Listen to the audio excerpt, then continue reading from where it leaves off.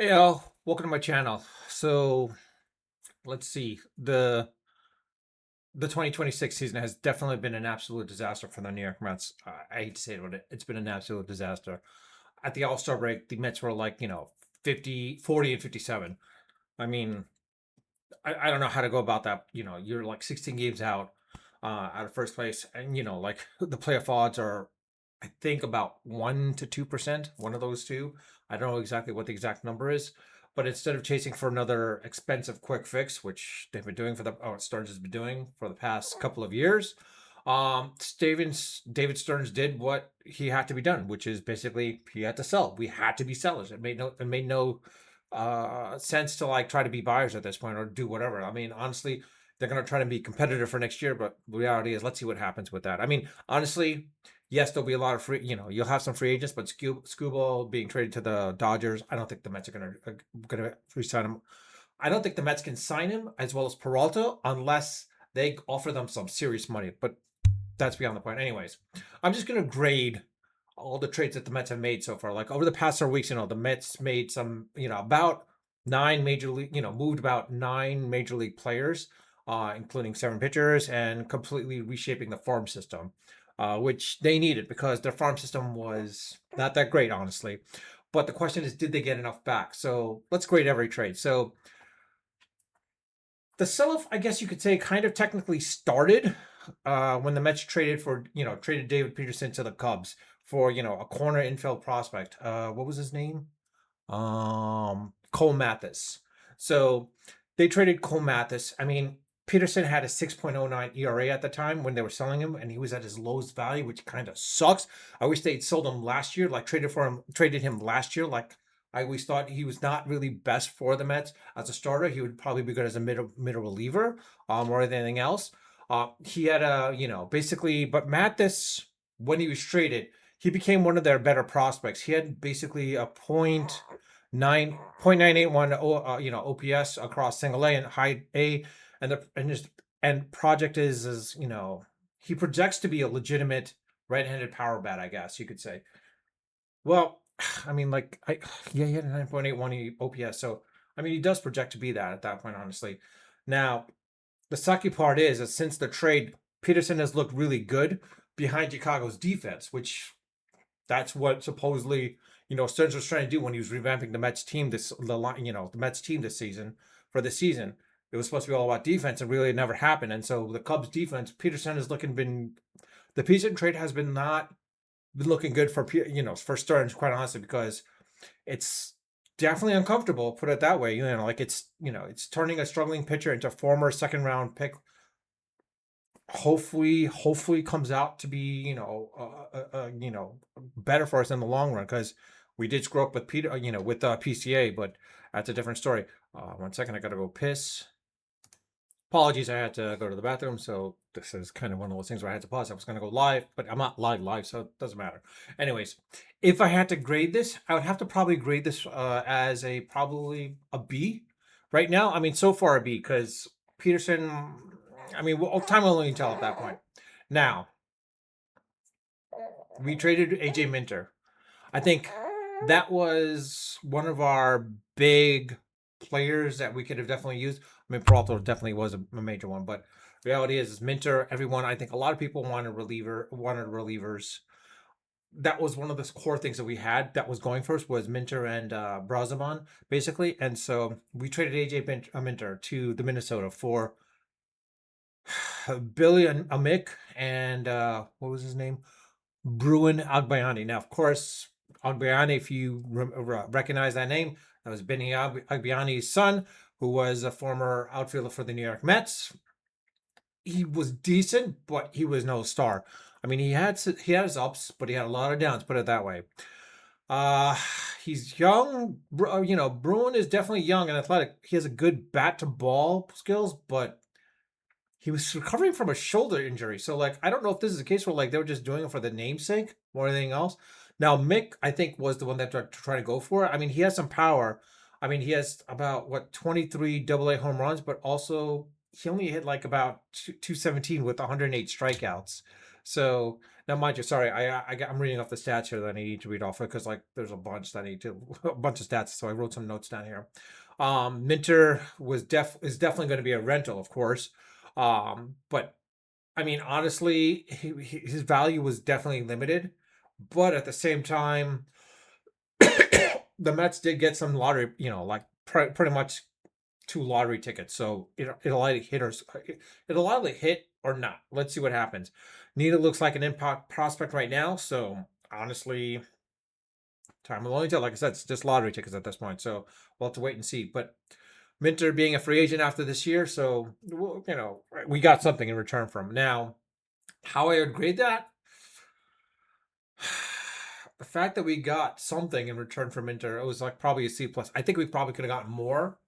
Uh, some teams were definitely looking for relievers, and Minter was one of our crown pieces, I guess you could say. Even though he has some diminished velocity, but he was still there.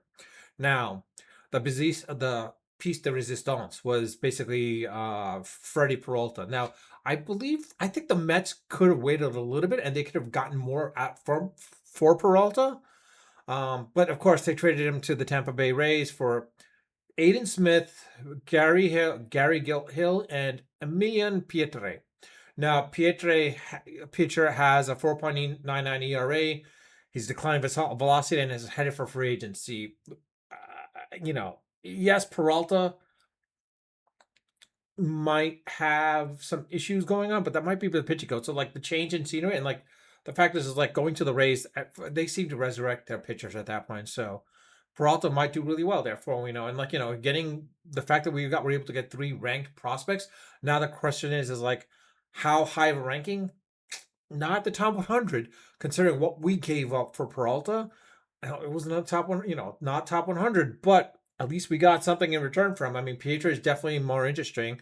He was hitting 323 with 4.51 on base percentage in Double A. Smith provides, center field defense, of course, and while Gil Hill adds a little bit of pitching depth, but not so much. From the trading deadline perspective, I would probably give this a B plus. I mean, you can disagree with that, but honestly, we did get something in return for Peralta at least. I feel like we could. I think we could have gotten probably an A minus if we waited a little bit longer. The Cubs probably could have given to the Cubs, or even help to the. I don't want to say the Dod. Well, probably could have gotten the Dod and given to the Dodgers, but the fact of what they got for Scooble, I don't think we would have gotten anything in return. So, getting what we can from Tampa Bay was pretty interesting. I think we could have gotten a lot from the White Sox, quite honestly. We could have definitely gotten a lot because the White Sox farm system has definitely been revamped.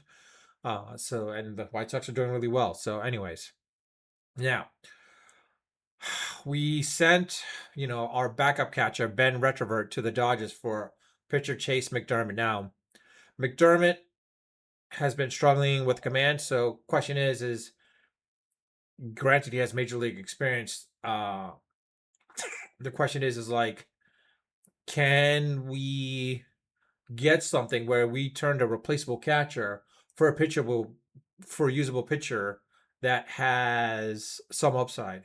Is there some upside to it? Possible. We did get a reliever. We did get a pitcher in return. But reality is, it's like only time will tell with McDermott. Hopefully something comes off of it. But if it doesn't, I mean, we don't lose anything. Honestly, I would probably put it as a B. B minus at worst, but B definitely because we got something in return for nothing basically. What the Dodgers want with this, what with the Rochevet, I don't know, but hey, we got something in return. Who knows?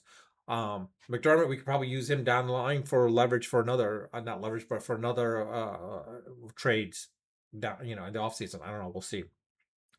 Now the Huascar Brazaman trade. Now that I felt was our big bargaining chip because we have him signed till 2028, and he's definitely, he's an age, but we had something for him basically.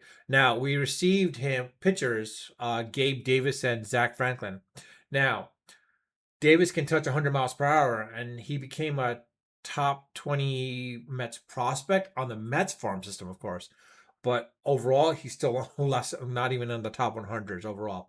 Franklin is a near major league reliever. I mean, he recorded 60 strikeouts at least, and in just over 45 AAA innings. But who knows what's going to happen at this point? Now, of course, Brosma until 2028. Oh no, wait. I think it was 2029. I think he has 3 years, so 2029. So I think we could have gotten more from him basically, but the fact that he was 36, I think this was definitely a sell high move at that point. If I had to grade this, I'd probably grade it maybe at maybe a B. I would say a B. Um, not definitely not a B plus, but reality is I don't think we got a hell of a lot in return. But at least with Davis on the Mets farm system, he becomes a top 20. So we'll have to wait and see. I mean, it helped out in the Mets farm system at that point and restocked it. Now, Brooks Raley, I think it could have helped us where we could have traded him to probably the White Sox, I think, more than anything else, but or even Cleveland for that matter. But we got what we got. The sucky part is we traded him to the Phillies. So, trading him to an inter rival, I don't know how that works out because like all we get back in return was basically John Spikerman and pitcher Luke Gabrish. Now Spikerman, hoping I'm hoping Stearns and the scouts saw something that the Phillies didn't because Spikerman has speed and defense. He stole 55 bases while being caught only 4 times. Gabrish is a low level developmental arm. I guess Raleigh was excellent, but he was definitely he was there up there in age, like 37, 38, I think, or something like that. And he's the fact that it was a project for agency, the fact that we got something from, you know what, I would grade it as a B. I mean, yeah, granted we traded him to the Phillies, but at the same time we got 2 prospects in return, so that's pretty impressive at least for a guy that we're going to lose at the end of the year, anyways. Now Luke Weaver, this one was a little interesting. The fact that we had him under contract for 2027. I mean, we didn't have to move him, so I don't know what we got out of it, but it looks like we got him at peak value, sort of peak value, because like I mean, we got shortstop Sammy Stafura, basically a Stafura. Um, Stafura had a .96 OPS with 20 home runs, and he definitely projects to be a potentially legitimate defensive shortstop for sure. So if we do Lindor or we have Lindor to trade off, we could use him at that point. He became definitely one of the Mets' top prospects. Put it that way. The organization itself, we needed that. I mean, we don't really have a shortstop. Reality it is unless we could get some really good draft picks, but at least we got something in return for him at that point. Now we lost a really good reliever in Weaver, but which we had under control for another year. But with I guess with Stafora, he's young shortstop with power. Uh, those are hard to come by. Like if he becomes another Lindor, hey, that's all the more better for us. Now the question is, will he turn out to be another Lindor early on or his early years? Time will only tell. I mean, if he turns out to be another Alex Rodriguez, A-Rod, I think we hit the jackpot at that one. Now, what I would grade this, probably a B plus. I would say this would have to be a B plus. Now, this is the one that I think probably was our best trade out of all. Clay Holmes and Tyrone Taylor. Now, I'm gonna miss Tyrone Taylor's defense, of course, but Clay Holmes, he could opt out, but trading him made more sense because we're out of this. We're out of it at this point. Could if he opts out, can we resign him? It's possible, but packaging Clay Holmes and Tyrone Taylor for 2 players likely headed for free agency, we were able to receive Jefferson Ross. Now that at least is a top, I think 150 prospect overall. Or yeah, or top 100, top 100. He's definitely top 100. At least he's the only one that's a top 100. I felt we could have gotten him for Peralta. If we trade Peralta for the Cubs to the Cubs, we probably could have gotten him 1-for-1 and maybe someone else in return. Clay Holmes and Tyrone Taylor together, I don't know. But the reality is like the fact that we got Rojas, he coming to the Mets becomes definitely the new number 1 prospect. He becomes the new number 1 prospect. Now Rojas only being 20-ish, 21, 22. I can't remember the exact. I don't have that notes here, but he was definitely producing about 0.800 OPS in Double A, and he combines power for sure with strong contact skills. Now turning, you know, around and for an injured pitcher, that's often and a fourth outfielder, because like let's be honest, Taylor was never going to play in the outfield considering that our youth is going with Bench and McEwing. That getting an everyday infielder is exactly how we should have gotten. We got fortunate in that situation. The fact that we were able to get Rojas. Now let's see. Hopefully Rojas turns out to be something. I'm hoping Holmes and Taylor do leave the Cubs so that doesn't hurt for us. I would probably grade this the fact that we got Rojas. Granted, yeah, it's 2 for 1. I would grade this as a grade A, basically. Let's be honest. I think this would be an A. Now, would I've loved to have the Mets have gotten another player as a result, like a throw-in, like the way the Mets traded Dickey for um who was it? I forgot that for Denard. That was the big sticking point, and then they just threw in Syndergaard. That turned out to be really awful for us. I thought the Mets could have gotten probably a throw-in as well too, beside Rojas. They probably could have gotten a throw-in for that, but the Cubs, being the Cubs, they probably wouldn't have done that.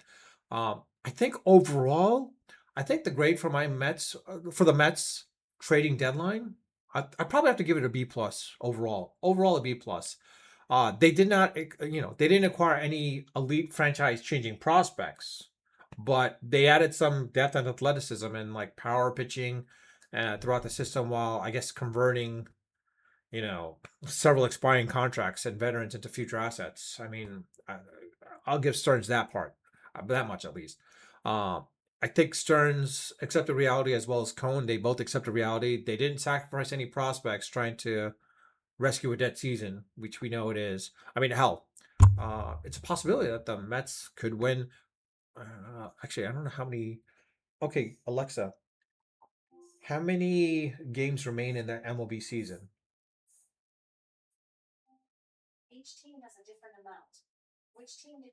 The New York Mets.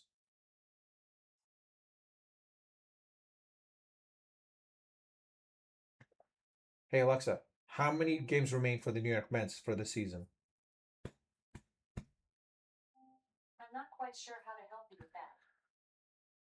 Hey, Meta, how many games remain for the New York Mets this season?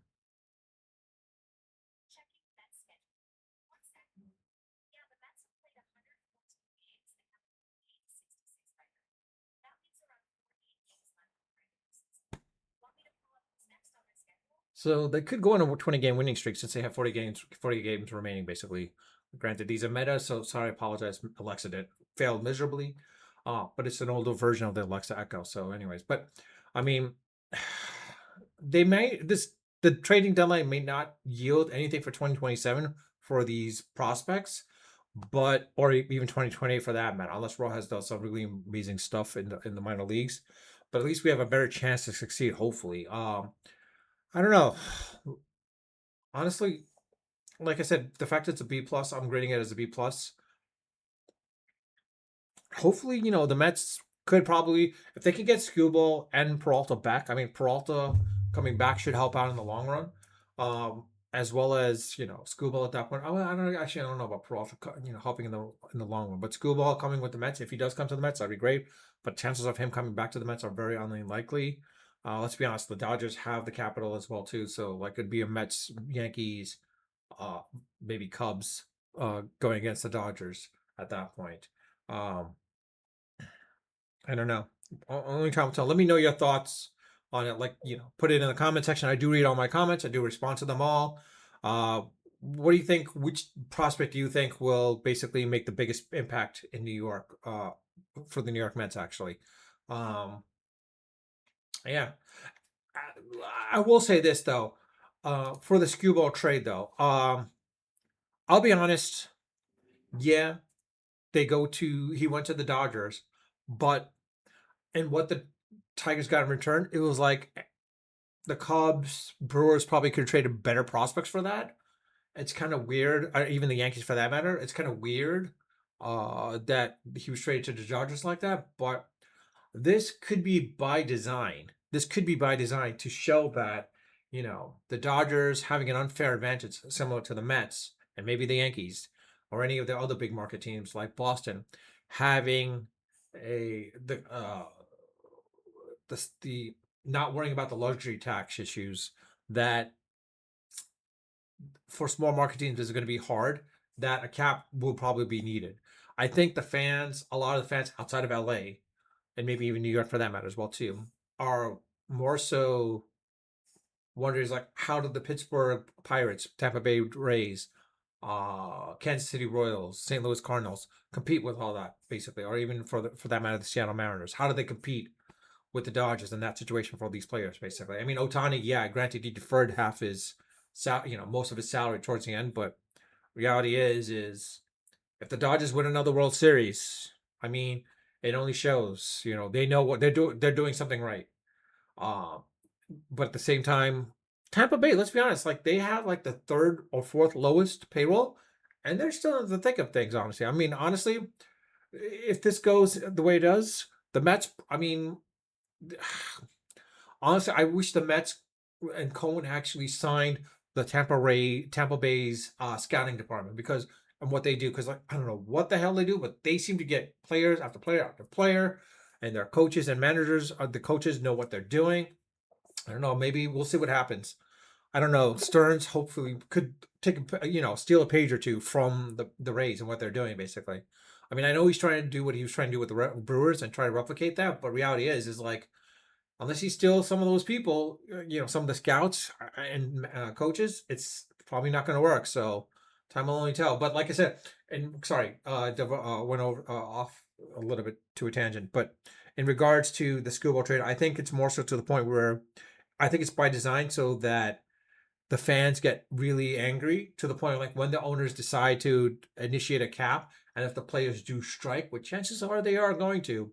Last time around, it was the fans going against the owners.